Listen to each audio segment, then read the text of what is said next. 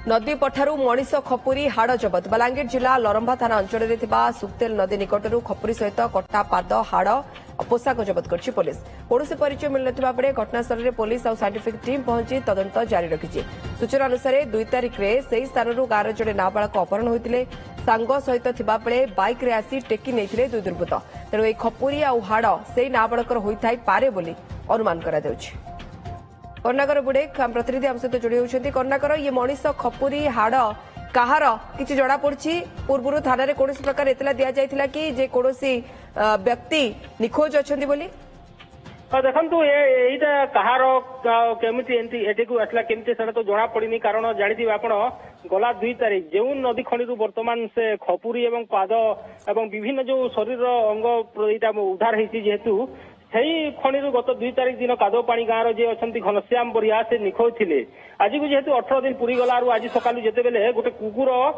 गोटे पापुली की नहीं गोटे घर आगे जिते छाड़ी पलि गला घर मालिक जिते देखिले तेरे जना पड़ा माने यहाँ कहार एवं तदंत पर जना पड़ा गाँव जो खड़ी निकट में बर्तमान मनीष खपुरी एवं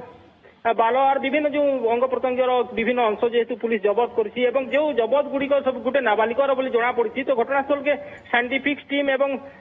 अनुसंधान कुकुर आणिकी माने पुलिस तो जांच करुछि तो जना पड़िबो कहार एवं केमती आसला खबरी केमती एठाकू आसला किंतु वर्तमान जेहेतु स्थानीय लोक संदेह करछन्ति 2 तारिख दिन जेहेतु स्थानीय अंचल जो कादोपाणी गाँव घनश्याम निखोज थिले तो यह एई बालकर होइथे पारे बोली जहाँ अनुमान करा जाउछि।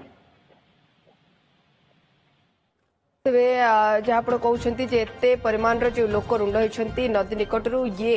मनीष खपुरी आ हाड़ को जो जबत करा देखापी कि प्राथमिक जो अनुसंधान पुलिस कौन कौन केते दिन पुराना होता पारे जदिओ फोरेंसिक लैब टेस्ट पर ही जना पड़ो जेहेतु पुलिस तो तदंत कर जना पड़ो किंतु स्थानीय लोक जहाँ अभियोग कर किए जड़े पिला को मारिदेक एमती करते जहाँ अभियोग कर जेहेतु जो माने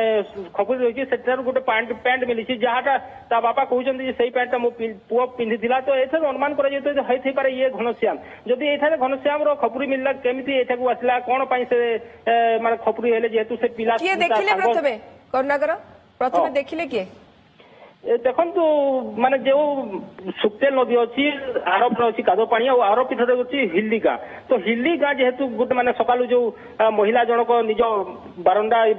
सफा करुले से समय गोटे कुकुर माने पाद पापुली आणिकी घर आगे खाऊा जहाँ से अनुमान करते देखिले जो मनीष माने पाद तो से अनुमान करते जो यहाँ माने कौ जो बालकर ये आसिक जेहेतु पाखरे कादोपाणी निखोज से जानी तो यहाँ खबर देले पुलिस जिते आसिक तदंत कला गाँ जो माने नदी अच्छी सुक्तेल नदी खणी रे खपुरी एवं विभिन्न अंश जहाँ जबत कर बर्तमान भी पुलिस जांच करुच्ची गोटे गोटे जो जबत सामग्री माने जबत करुच्ची।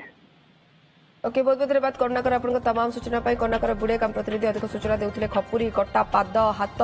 जबत करा जायछि। बलांगीर जिला लरंभा थाना अंचल में सुक्तेल नदी निकटर ये खपुरी सहित कट्टा पाद को जबत करा जायछि एवं पुलिस पहुंची तदंत करुछि। घटनास्थल में साइंटिफिक टीम भी पहुंचलाणी एवं केते दिन पुराना ताहा मध्ये साइंटिफिक टीम कहि परिबो। तेबे नदी निकटर खपुरी जबत हेबाकु नै स्थानीय